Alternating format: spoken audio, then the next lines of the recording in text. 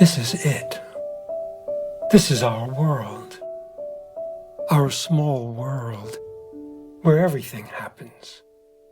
The tears, the smile, the grace, the silence, the progress, the revolution, love, hate, beauty, poetry, craziness, loneliness, peace, war, the tragedy, the killing, the sparkles, the vibes, the music, the hunger, the fear, the dream, the irony, the little sins, the power, the march, the you and me, the us, the people, the friends, the ones we love and the ones we don't know, and everything else.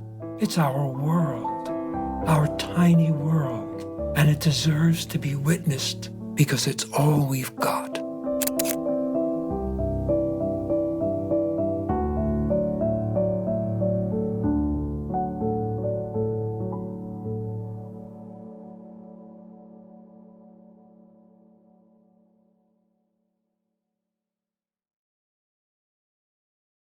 Hello, everyone. Thank you for joining us today for the first of many online Photoville programs. I'm Karen Karnani, Vice President of Marketing at Leica. Here at Leica, we invite you to bear witness to the moments that have shaped the way you see and interpret our world to inspire your own visual storytelling. I'd like to take a moment to thank the remarkable team at Photoville for their unwavering commitment to photography and their continued friendship and support over the past decade, for all of this would not have been possible without them. Before we begin, take a moment to explore our Photoville schedule for more inspiring conversations by scanning the QR code on your screen or by clicking the link in the chat. Tune in tomorrow at 1 p.m. Eastern for an intimate conversation between Vanessa Charlotte and Polly Irungu as they challenge the boundaries of gender perception expressed through light and shadow. In today's conversation, please use the Q&A feature on Zoom to drop in any questions or comments you have for our photographers, and we'll try our best to answer all by the end of the program. Don't forget to share and post your Leica experience on social media using the hashtag LeicaVille2021. Finally, we welcome you to join this exclusive conversation centered around the art and soul of street photography with world-renowned photographer Joel Meyerowitz and acclaimed photographer Melissa O'Shaughnessy. Moderating the talk will be Denise Wolff, Senior Editor from Aperture. With that, I'll hand it over to Denise to start the conversation. Thank you, everyone. Sit back, relax, and enjoy the program. Okay, thank you so much, and welcome to our talk today. I thought, since we're talking about the street and what both you and you, Joel, and you, Melissa, have in common is the street, especially the streets of New York. Maybe you could talk a little bit about what keeps you what pulls you back to going and photographing in the street? What is it that keeps you going back out there? Melissa, why don't you go first and I'll follow, or would you like me to go first? Oh, I'm happy to start. Great. Because the street offers things up to you that you couldn't make up for yourself. Joel and I have worked primarily in New York City, and while things are so much quieter now, the clash of culture, of commuters, of tourists, of locals, and the crazy things that people do are a constant source of delight. And it's a hunt. It's the hunt for that thing that makes you laugh or touches your heart, and it all happens out in the public sphere. And to see it and then to catch it in a photograph is an immensely gratifying thing to do. It's never dull. Great. I feel the same way, of course. The unexpected is what is thrilling about being alive. You never know what you're going to see next. And if you're carrying a camera, I always say it's having a license to see. And if you have that license to see, the camera is like some kind of a Geiger counter. It just pulls you in the direction where stuff is happening or where you intuit things are going to happen. And I think part of what I like about sharpening my emotional and intuitive instrument is that by dealing with these moments of time, these fragments of time that only the camera can stop, we become like visual athletes on the street, hungering for the next interesting intersection of human behavior, architecture, light and shadow. It's the all of it. It's as if the potentiality of the world is visible to me every day that I'm out in the street just because I have a Leica in my hand. And how do you each move through? How do you work in the street? How do you move? It sounds very physical. How do you work out there? Yeah. Well, I personally feel the balletics of it, and it is a game. It's like a visual sport for me. And I was very athletic as a young man. I played ball and swam and ran and danced. And I always feel that the street is a living organism into which I insert myself and move through the crowds, and I can feel the sense of possibility.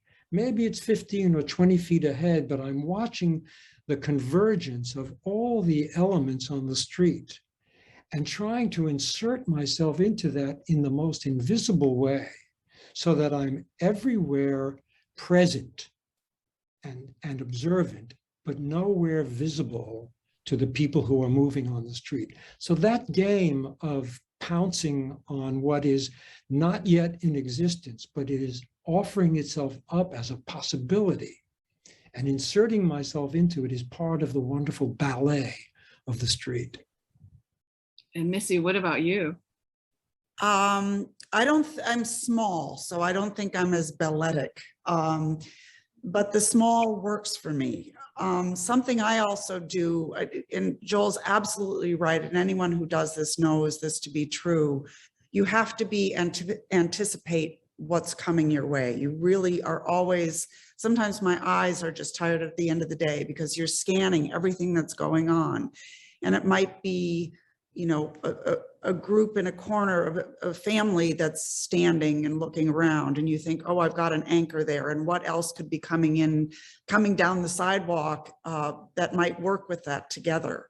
I also do a little thing sometimes where, you know, I'll be, say, on Fifth Avenue and I see someone coming, but they're closer to the traffic, and I'd like them closer to the buildings on the right. And I do a little, my family calls me a border collie. I kind of herd people. And so I'll move in front of them in the hope that they'll go to the other side of the sidewalk. So it's, again, I try to be very invisible because I'm small.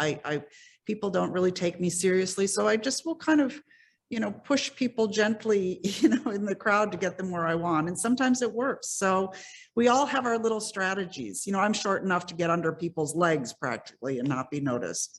You know, tall men have to have a different strategy.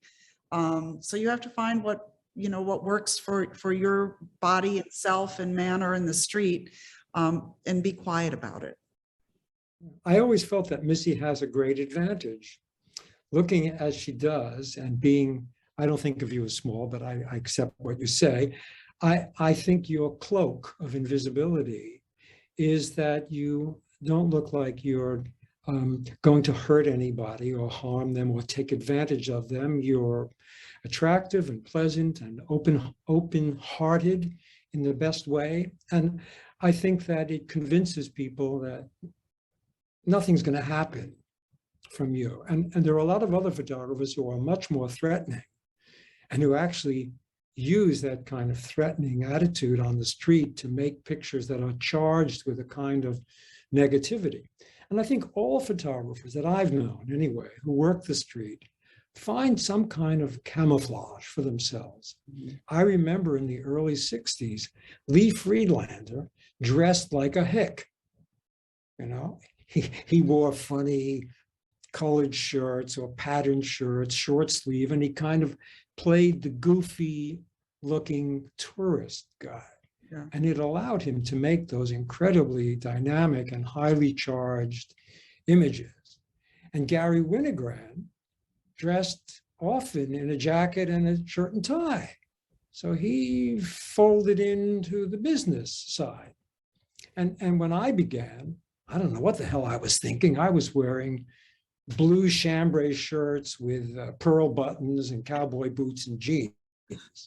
And I don't know why, but I was happy in that. And then one day I was walking by an Yves Saint Laurent store on Madison Avenue, and I looked in the window and I saw a jacket. I hardly ever wore a sports jacket or anything like that. And I went in and it was cut for me. Yves Saint Laurent was the same size as me and with the same age, and he made this jacket.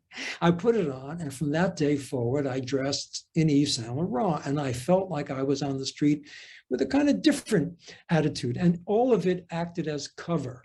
So, you know, we all figure it out so that you blend in and aren't a threat to anybody.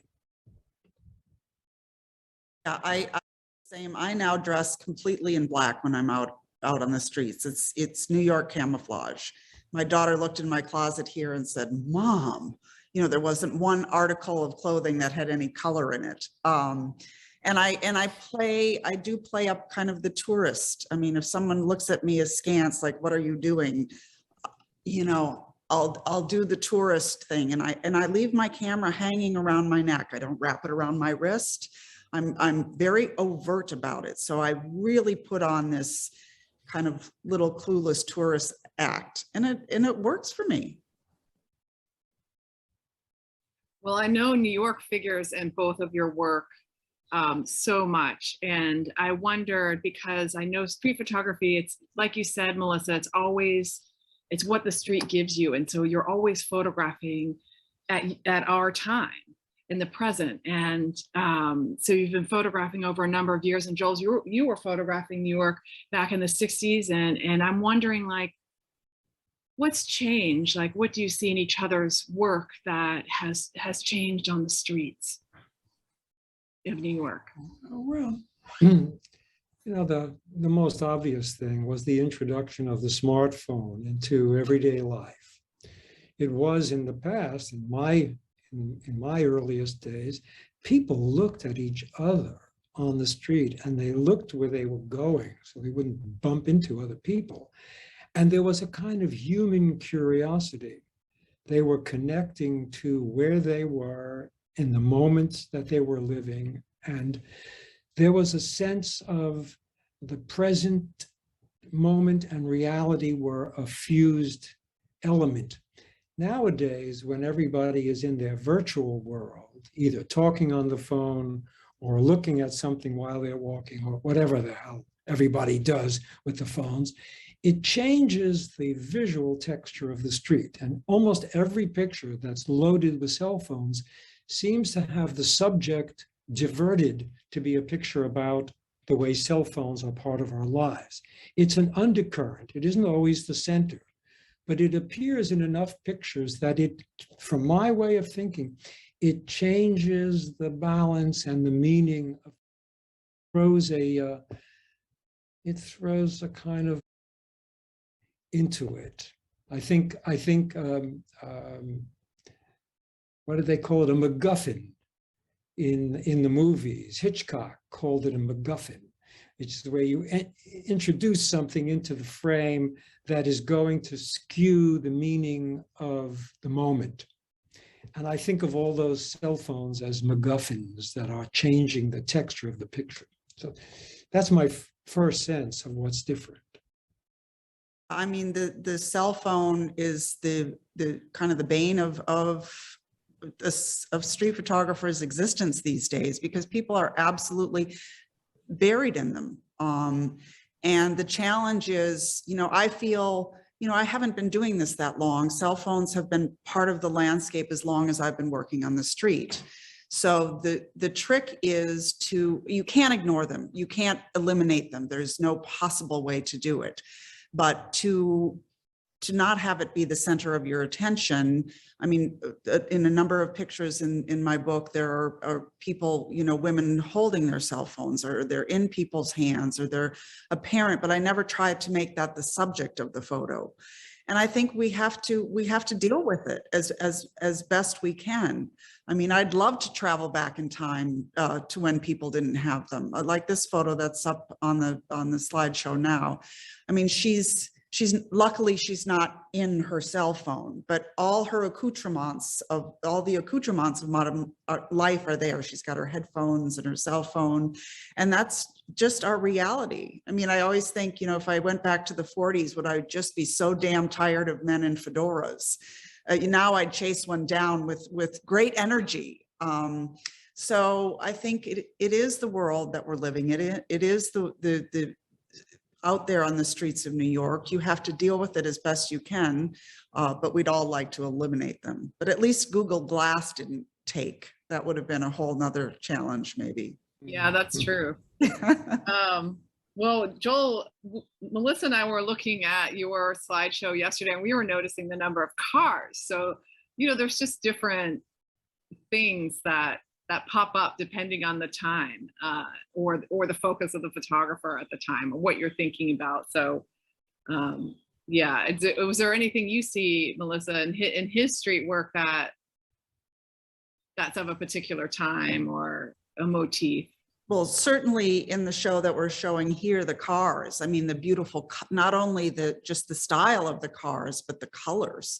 Now everything is just kind of round and drab and aerodynamic and to us completely uninteresting. But, you know, 20 years from now, are those cars going to be dated? Probably. And I think there's an element of street photography. I think in the art world, people become interested in street photography when it takes on that patina of age, when things don't look like they look in that photograph anymore. But as Joel knows so well, when you're out on the street, that is what is now. It doesn't look dated to you. 20 or 30 years from now, my pictures will be dated as well. And there's an element of interest in that when things don't look that way anymore. But you also always have to be dealing with what is in front of you when you're working on the street.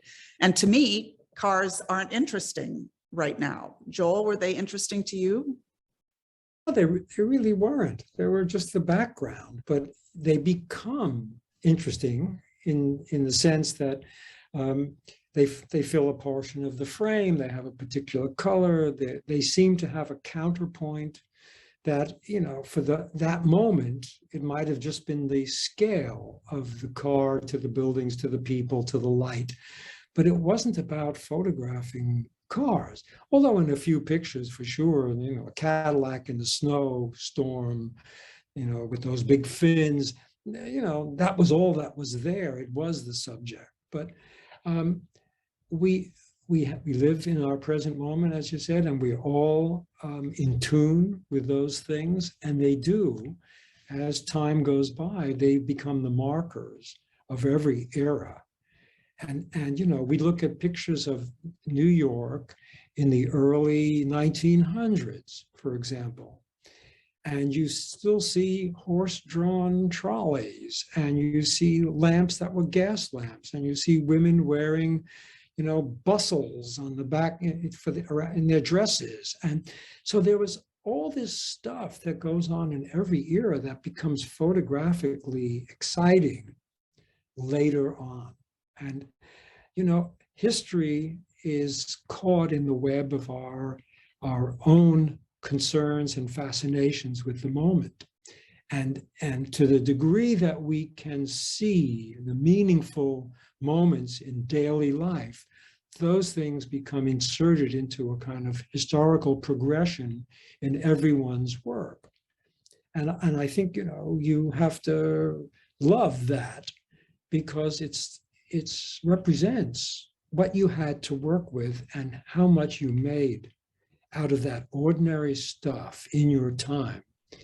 And you know, I'm grateful that I had that innocent, I think of it as an innocent period when people couldn't imagine being photographed by a stranger. So often when I was photographing people on the street, they turned around and looked behind them, thinking there must be something back there that was of interest. And of course, I'm thinking it's them. So I loved that kind of sweetness. No one ever challenged me. I could get as close to people as I wanted, and they just could not conceive of themselves being of interest. And now everybody wants to be famous for being famous on the internet. So it's a whole mindset and cultural, societal change that we're living with. Got to make something of that. So you never had any confrontation when you were starting out with people saying, did you take my picture? Would you, never any anger or suspicion about what you were doing? I'm such a charming guy. We know that. No, but the fact is, and this is important, I think, for all of you in the audience, and Melissa certainly, expresses that herself. When you're out photographing, it's so exciting, and the joy of it is so ever present that I find myself smiling all the time at the wonder of the continuous supply of potential things to see. And Missy, you know this too. And so when you're on the street and you're excited and you're working and you're really concentrating on your own work, people don't see anything negative in that, because you possess the street that's in front of you. Your physical expression shows that, you're not doing something negative. And I think people just forget about you that way.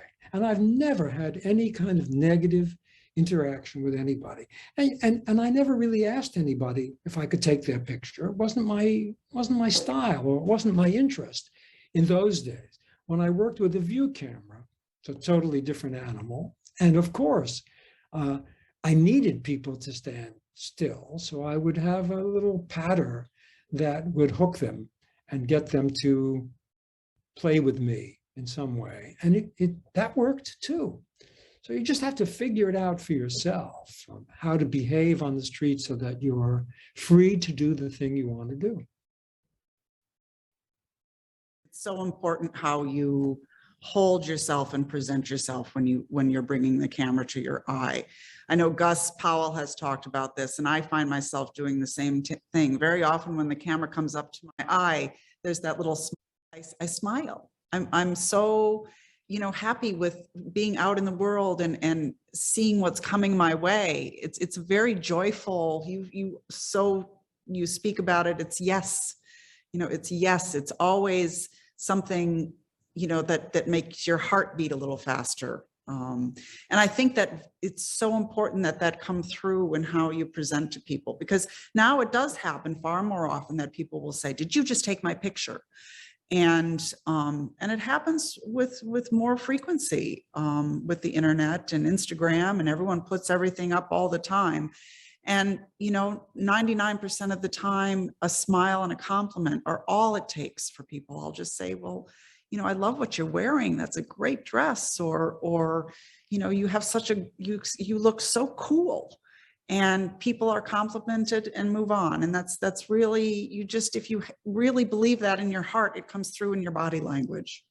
And we're fortunate that we're on the streets of New York, because you wouldn't be smiling like that if you were in Kabul or in Syria or any place where life is really stressful. You'd be haunted by the things that you saw, and it would be a lot harder to have this experience. So we're actually incredibly fortunate to live in societies that are open and optimistic, and life. I mean, certainly there are pressures and tragedies in America too, but in general, life on the streets of the boulevards of Manhattan are full of this kind of joy, or at least they were before the pandemic, but you can express that because we're kind of in a safe zone.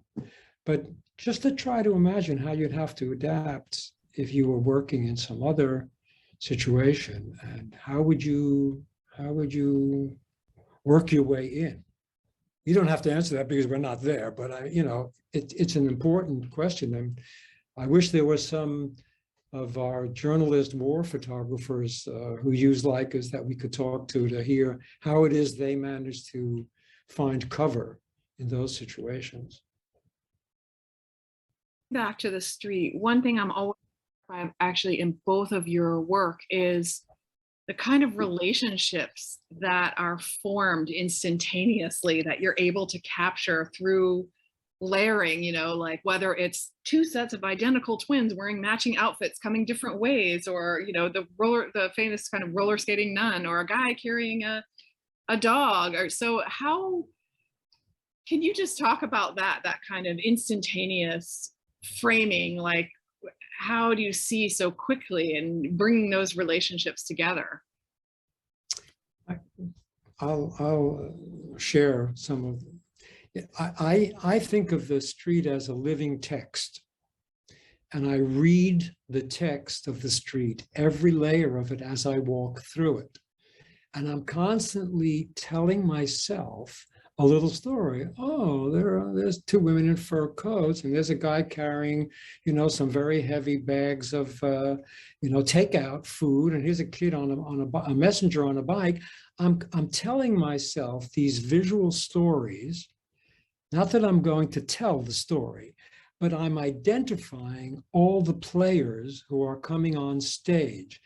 And I begin to see the text of this little play that I am passing through. It's a three-dimensional play space. And as I see these, you know, disorganized elements coming into a kind of gelled moment, I insert myself.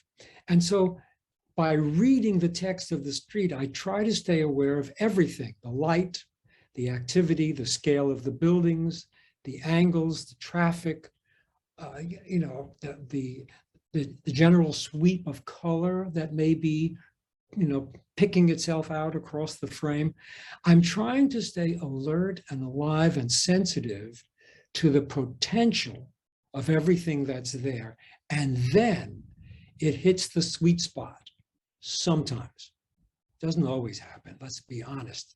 But occasionally, if you pay attention, these things come into play just at the moment that you arrive at the right spot. If you don't read the street, if you're not paying attention, if you're asleep on your feet, forget about it. You know, you're not going to get pictures that are unfamiliar to you. You're going to get the stuff you recognize and you've always done before, which is to put something in the middle of the frame and shoot the arrow into it like a bullseye. And that is sort of familiar and dumb. The camera can do that. It's easy to put something in the center. It's much harder to shape the frame in ways that don't feel articulate at first, but will be when you gather them all together the right way. That really is just, some of it's just training and practice and muscle memory. And that, you know, watching what's coming is like, oh my God, there's this here and this there. Please God, have them converge. And again, you know, so often it just doesn't come together, or there's a man in a construction orange vest that just ruins it. But sometimes if you've read everything that's going on, it does pull into the frame to where you can catch it. And it's practice. It's looking at your own failures, looking at great work of others photographers, and starting to see what makes an interesting photograph. What, you know, how you fill it with things that can make your eye travel around and stay with it for a minute. I mean, Instagram makes us just, you know, go through and the punchy, you know, graphic shadow pictures, you know, people love and like, but it's the ones that make you stop and say there's a lot of human living going on in this picture that maybe aren't related, but I've shoved them together in a frame and it makes you stop. And that's what I'm chasing down out there. It's a great question from the audience that feels pertinent at this moment, that says, what attracts you when taking a photo of a stranger? A stranger. You know, I'm sorry. I thank you for the question, but I don't think there's, for me, substantial enough answer to that, because everyone's a stranger. When I'm on the street, if I'm with a friend, that's the only person I know. Every single person's a stranger. And it's the interaction of all these strangers' lives and the way they're living them on the street that is the provocation, the photographic provocation. It's not so much the individual that I'm interested in, although sometimes the individual is the key to setting the rest of the picture in a dynamic moment of possibility. But, you know, they're all strangers.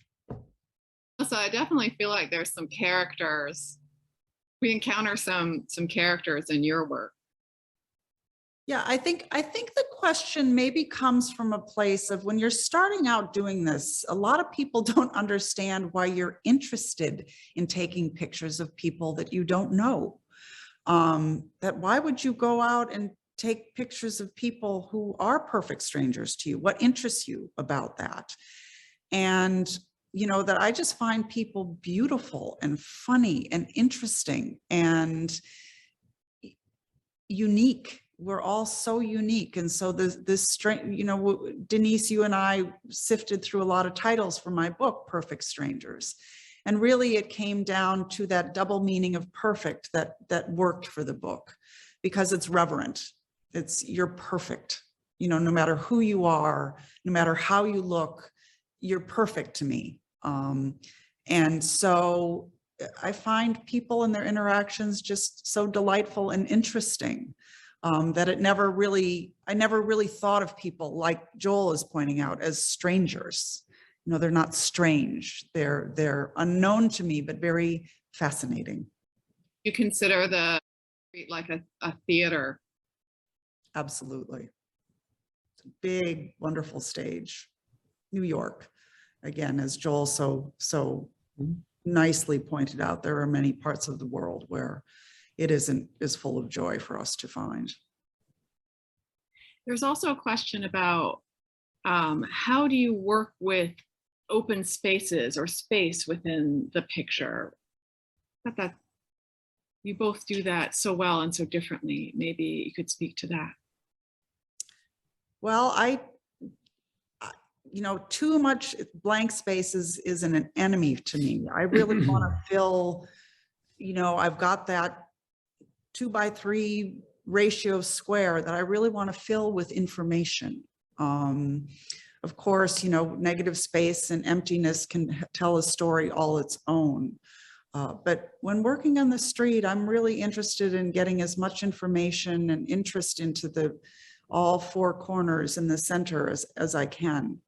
And, you know, certainly New York is a big stage, and there are streets, as Joel and I both know, that have wonderful light at certain times of day, and the rising architecture gives you, you know, can bracket a scene so beautifully. But it's a learning process how to get that frame full of meaning and interest to the viewer. That's great. Yeah, I think space is one of those characteristics of photography that photographers, serious photographers, have to learn to trust. I had a really remarkable change of understanding about photography in 1964. I've been working on the street for a couple of years, and then I took a trip for 3 months out west. And for the first time, I was in vast, unpeopled, open spaces in which events happened at hundreds of yards away. And I remember the excitement of that, because I felt I need to understand how the camera describes all kinds of moments. And so I started making pictures in which the subject was something far away, and surrounding it was the entire space of the West, whether it was plains or mountains or woods or whatever. And I kept on feeling that this was something really important to understand. And I came back from that trip and I printed hundreds of pictures. And I went up to MoMA to show them to John Charkowski, who was the head of MoMA and who was the mentor for guys like me and Gary Winogrand and Deanne Arbus and Todd Papageorge and, you know, all the photographers that were working at that period. And I remember I showed these pictures to John and I casually said to him, Gary doesn't like these pictures. And John said, oh, well, Gary doesn't know everything. And I said, yeah, but you know, they're so far away. And he said, look, one of the signs of maturity of any photographer is the willingness to trust that the thing you think is important, even if it's 100 yards away, is going to be read by an interested observer and understood for its position in the larger space. He said, this is a big step for you. And he said, it's a sign of your own maturity as an artist that you're willing to make these pictures that feel fragile and maybe failed in some way. You don't always have to jam the camera into, you know, what's up close so that the people who look at it are always being assaulted by what's up front. And I took that in so deeply because for the first time, I understood something about real space other than city space. And then I began to meld that into my work on the streets in which I could see the scale of people in the scope of the city so that people on the streets could be seen also from far away. And city life was being described with a different set of scale, scope, and value. And I think it's important to be able to acknowledge human scale in the kind of brutal dimensions of a city so that you can both be close up and far away. And this is all part of every photographer's language and understanding about the medium's tactility and the medium's embrace of meaning. So one shouldn't be afraid of space and scale. It's important to really understand it and take it in deeply inside so that you can utilize it at the right moment. One thing that I think is invisible in most photography, but especially street photography, is friendship. And what a wonderful community street photographers have together and how you support each other. And I know that both you and Melissa have been friends for so long. So I wondered if you could each tell me, you know, just something about your friendship. Like Melissa, could you tell us something we don't know about Joel, or a little story about Joel? And Joel, could you tell us something about Melissa, or, you know, what you admire about each other, or a little story that's something we don't know, or people wouldn't necessarily know by looking at the pictures? Well, I'd love to tell a little story of, I was in Berlin. Maggie, Joel's wife, had invited us to Joel's 80th birthday party. Joel had a beautiful retrospective up at CO Berlin at the time. And Maggie invited a number of other photographers who Joel had mentored. There were 8 of us. And we all got together at a little cafe the morning of the birthday party.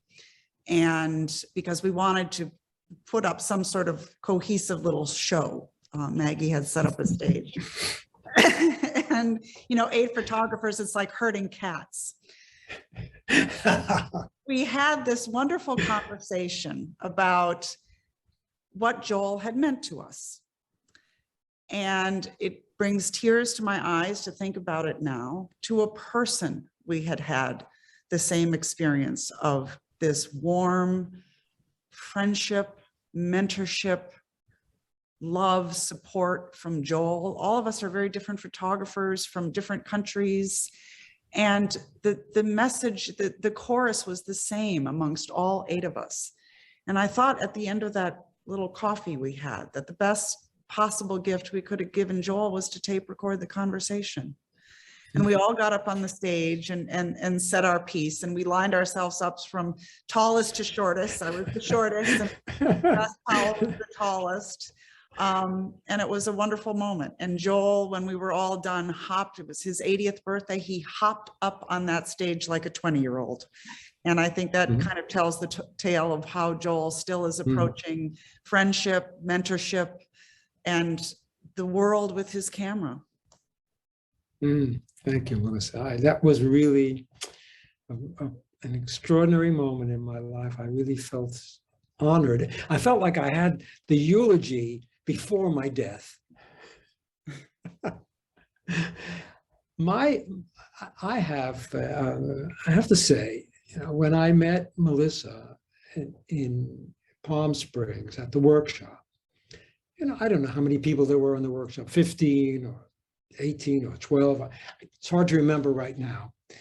But, you know, in every workshop, the role of the teacher is not only to tell about photography, but to learn who each person is in the briefest amount of time through conversational gambits or challenges the teacher poses, and the work that they show every day.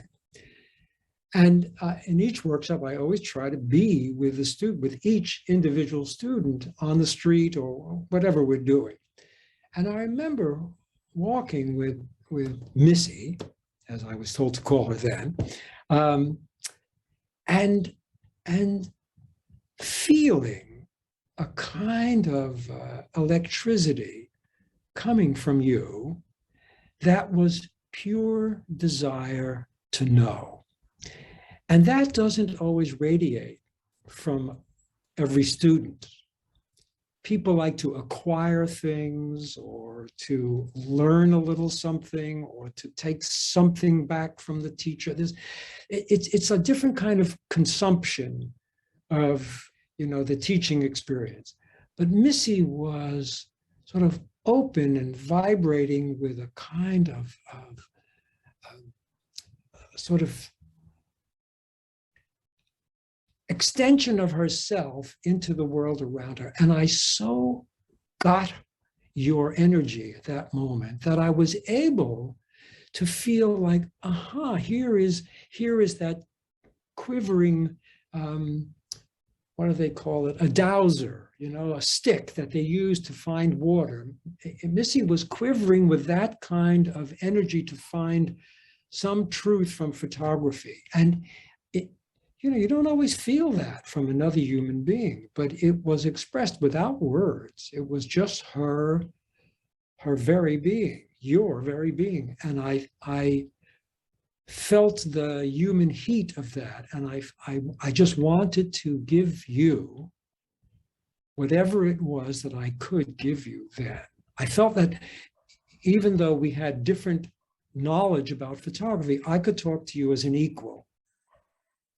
And that is something that's part of the mystique of photography, is when someone who's very experienced can talk to someone who isn't, and you speak without a filter, just directly to that person's center and their intelligence. And when I think about it now, I realize that John Charkowski, in his time, spoke to we younger photographers, those who he must have connected with the same kind of clarity. He knew he was way more advanced than we were, but he spoke to us as if we were on the same plane. And I think it just was the encouragement that poured its riches right into us, as if, yes, I can aspire to that. And that's what I saw in you in Palm Springs 10 or 11 years ago. That's what you gave to me. And look where we are now. It's true. There is a really lovely question here about luck. What are your feelings about luck? They say, the more I purposely force myself to make photographs, the less lucky I get, it seems. Can you talk about that? I think it's kind of the opposite. The harder you work, the luckier you get. It's just being out. I think, excuse me, maybe that sentiment comes hopefully from a place where you find your work getting better, and you know it can be better yet. And so a dissatisfaction from the little failures that come, you start to, what you might have thought was a good photograph 3 or 4 years ago, you realize isn't so interesting now because you've developed and because you've become, you want your pictures to be more interesting or complex or new or unusual. So maybe that's a sign of growth. I'm completely in agreement with Missy. If you're not out there, you're not going to have the luck, but you got to keep working to make it.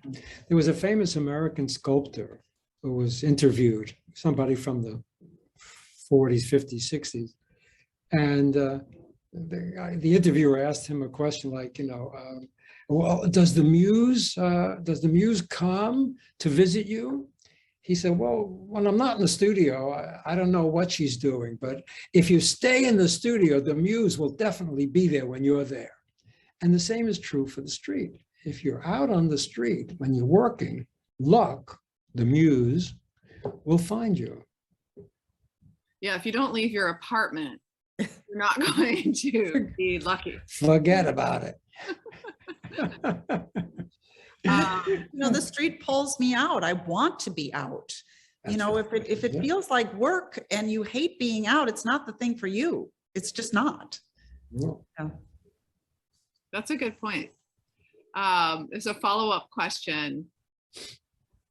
Do you know that you have a good photograph in the moment?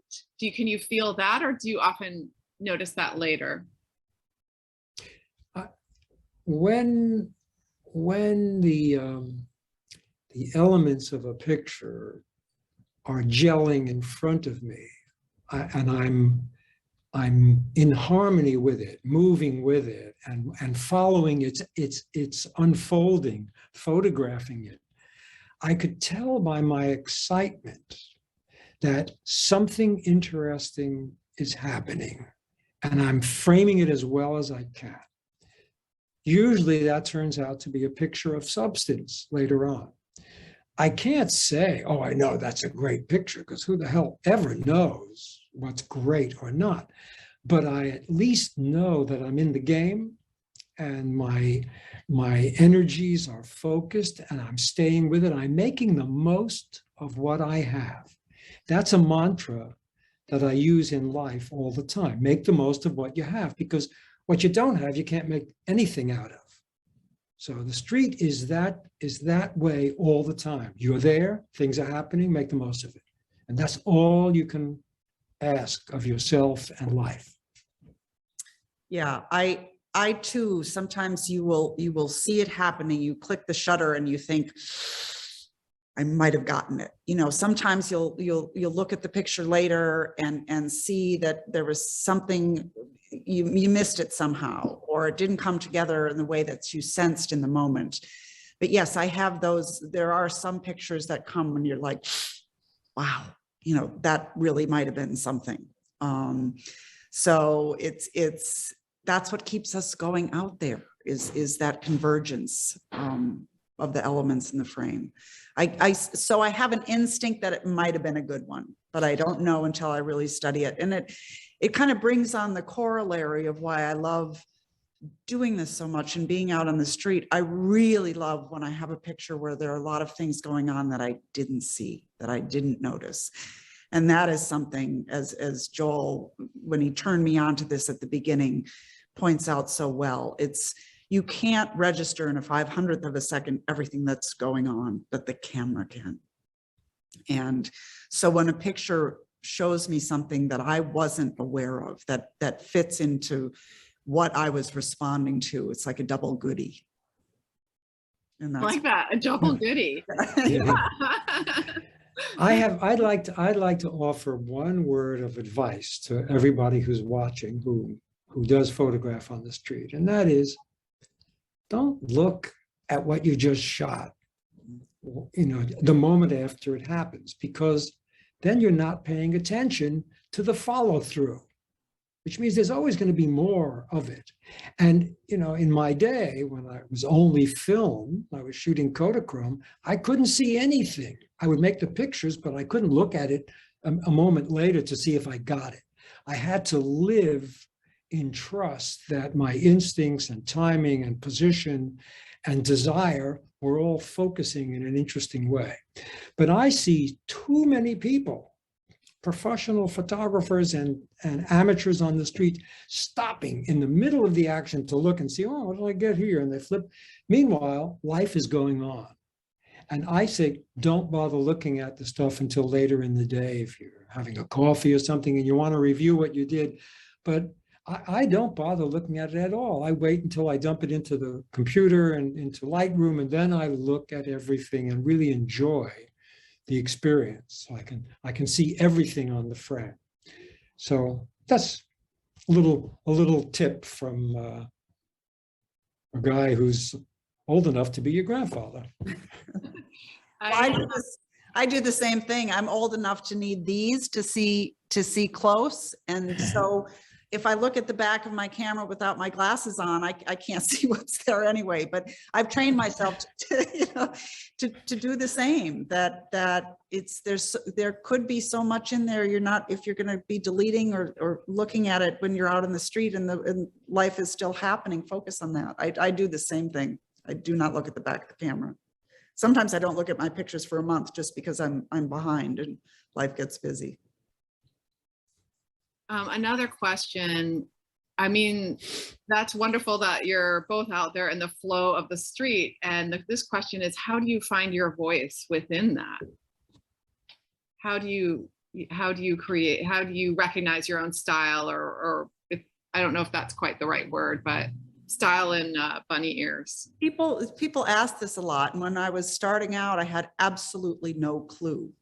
And what I've learned that it's just Joel talks about Gary Winogrand having, 3, 4, 5 foot stacks of work prints in his apartment and going through them. I think it's the slow accumulation of doing the work and starting to see things in your own work that you maybe do again. Maybe you do it again and again and should stop, but maybe you're doing it again and again because it's something that interests you, and it's part of how you see the world, or how it relates to your own experience in your life, and that translates into what you respond to on the street. So I think the style comes if you want to call it style, it's a tricky bit of business, but it comes through the gradual accumulation of doing your own work. A kind of feedback loop. It's very much becomes your voice. You start to, and sometimes it's like looking at your own children and you don't think they look alike, but other people do. Sometimes it helps to have someone else's perspective can say, oh, that looks like one of yours. And you can start to have someone else's intellect help you see things in your own work. Sometimes you're just so close to it. I think all this is, absolutely spot on. But I think there's a way to answer this question pointedly. Let's say you shoot every day for a week. You're just out looking at it. And then you get your stuff back and maybe you put it into Lightroom. If you were to just look at the bulk of the pictures and see if there's anything that seems to come up repeatedly for you. People with hats, people, with poodles, a certain color refrain that comes again and again. If you just looked at your work analytically, almost like an accountant, looking for the thematic blips that come throughout the work, you'll begin to identify, and you'll be able to say to yourself, gosh, that's interesting. I was photographing people with those hats on. I didn't know I was interested in hats, or I didn't know I was interested in twins. I mean, look how many twinned subjects come up in Melissa's work. And maybe she didn't know she was interested in that right away, but over time, she began to see that these were playful moments that always got her attention. And so she was able you were able to address this, and suddenly you are now more alert to it. I can say that in my own work, at a certain point, I noticed that there were a lot of pictures in which flowers appeared, but not real flowers, flowers on dresses, flowers on hats, flowers in windows, chalk drawings of flowers on, all this stuff. And I began to see that without knowing it, I was accumulating these things. And ultimately, I turned them into a book. And it was a book that was a challenge for me because I wanted to know if that cliche, which everyone tries to avoid, if that cliche was strong enough to bind together various different ideas of photographs, using the thinnest thread of the flower throughout them to hold them together. And it worked for me. But I had to learn that. I didn't know that that was a theme for me. So I think if you just sit down with your work and try to see who's home in the pictures, you may discover something about yourself that will actually be a vibration that you could strengthen over time. And you may not even know that you were doing these things until the pictures show you. It does come down to the pictures. The pictures show you the way. Yeah. I think that's true from an editor and watching a lot of photographers. I definitely think that is true. The pictures show you what you need to know. They have the answers. And Denise, they're often that was the more most biblical. expansive. They're more expansive than any words or theory we can come up with. Denise, that was the most biblical thing you said all day. The pictures will show you the way. It's true. They're like the prophet. Yeah, it is.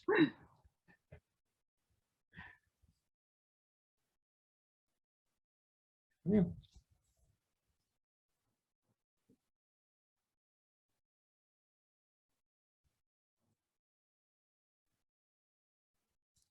Yeah. Oh, I hear you. Right? Yeah. Can you hear me now? Maybe Denise can continue with what she was going to say. I can hear you. I can go to the next question. You cannot avoid in a talk like this a question about gear, but actually I think this is a really nice one. What is the role that gear has played? Does it matter? Do you have a relationship with a lens, or does the gear change the way you can work on the street? Oh yeah. I mean, I'm not a gearhead.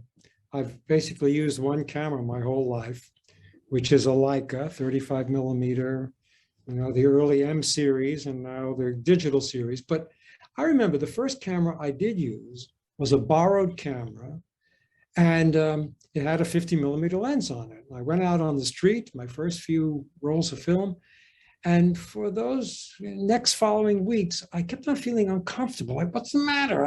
Everything seems too close to me, or too far away. It was a 50 millimeter lens, and it just didn't give me the world. And so I went to a camera store and I tried the 35 millimeter lens on the camera, and the guy said, yeah, take it out, take it for a walk. And I went out looking through it on the street, and suddenly it was like, everything is one-to-one. Wherever I stood, what I photographed was in exactly the same relationship as what I saw on the street. It wasn't closer, it wasn't too far away. It was one-to-one. And I thought, that's me. I want to be in a one-to-one space. And I've used the 35 millimeter lens forever, 60 years now. That's my prime lens. And I don't need anything else. Yeah, occasionally a 28 if I'm working something out, telephoto lens for commercial jobs because they need a certain kind of visual space to be on an ad. But basically for my work, whether it's 8x10 or 35 millimeter camera, it's a 35 millimeter lens. Yeah, I'm a 35 person too on the Leica, but I do enjoy the 28 when things are getting busy and crowded, or when I want people's feet in the picture. So I always joke that when I'm feeling shy, I go out with a 35, and when I'm feeling bold, I'll go out with a 28 because I want to be even that little bit closer. Looks like we have time for one more question, and there's a really nice one in here that says, how have you kept your photography going during difficult times? You think they mean difficult emotional, creative times, or times like the COVID time, or everything? Or your photographic life. It could be anything. How do you keep photographing when you don't want to? How do we keep photographing during a pandemic when it changes the streets? Or how do you change gears during a difficult time? How do you keep going?